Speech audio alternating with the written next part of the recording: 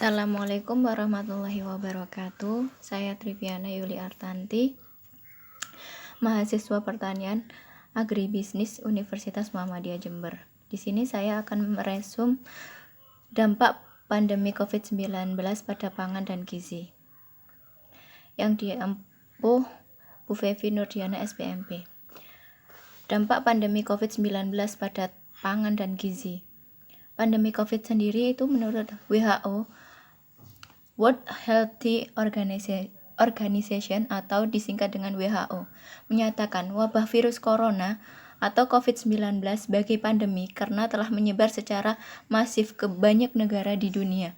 WHO pada tanggal 3 April 2019 pukul 01.10 GMT plus 7 melaporkan 903 06 konfirmasi kasus dan 45693 kematian di 206 negara Indonesia.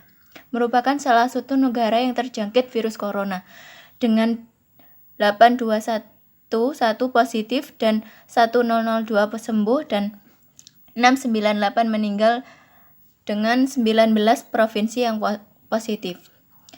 Saya kutip dari COVID-19. Nah, pandemi COVID-19 ini menyebabkan aktivitas ekonomi, daya beli masyarakat, transportasi mengalami penurunan. Ketika ada aktivitas ekonomi terdampak, maka kendala produksi, material, personel, pembiayaan, PHK. Daya beli masyarakat, penurunan pendapat masyarakat dan kemiskinan meningkat.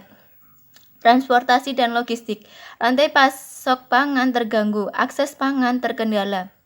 Sehingga dengan adanya pandemi COVID-19 ini, pemerintah menerapkan PSBB, di mana masyarakat dipekerjakan di rumah atau banyak karyawan yang di PHK, kendala produksi karena tidak ada aktivitas di luar rumah. Selanjutnya, dengan adanya PSBB itu menimbulkan ketersediaan pangan, akses kualitas pangan, kualitas konsumsi pangan, produktivitas SDM pertanian mengalami penurunan juga. Ketersediaan pangan yaitu penurunan ketahanan pangan pada indikator SDGs (Sustainable Development Goals) atau Food Insecurity Experiment Scale.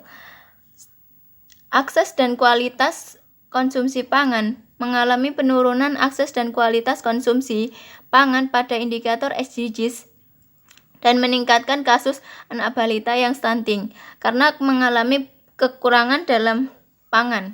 Produktivitas SDM pertanian juga mengalami penurunan nilai tambah petani, pendapatan produsen pangan dan pertanian skala kecil.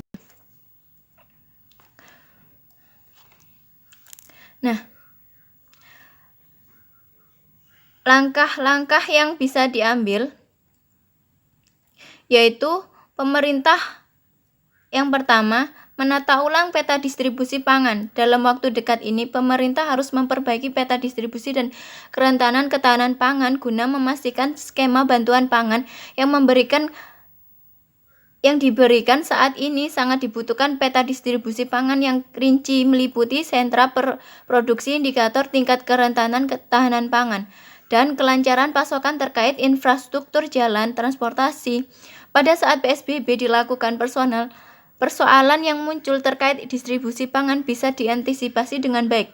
Dengan demikian, peta distribusi sangat membantu untuk memastikan ketersediaan pasok pangan dengan harga yang wajar, khususnya pada masa PSBB.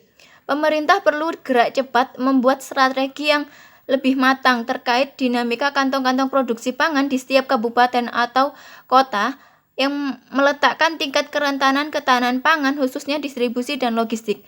Hal ini sangat membantu jika Indonesia Timur seperti Papua tingkat kerentanan ketahanan pangan tergolong tinggi menerapkan PSBB. Yang kedua, manajemen cadangan pangan atau darurat pangan perlu dilakukan. Sampai saat ini Indonesia belum mempunyai skema cadangan pangan darurat.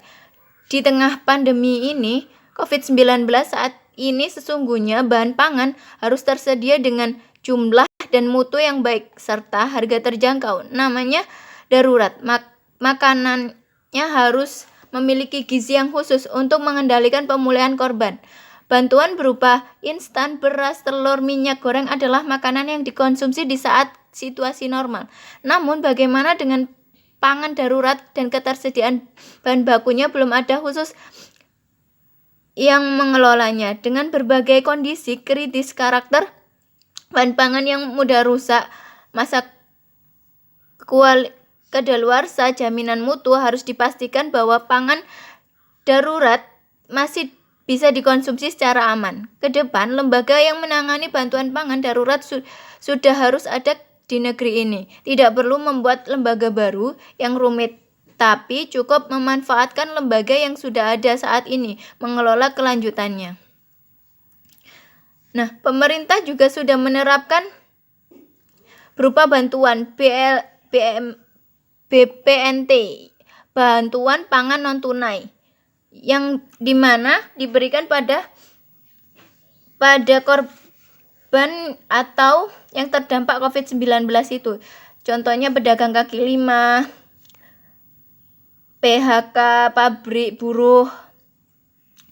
Terus juga diberikan keluarga penerima manfaat pada respon pemerintah.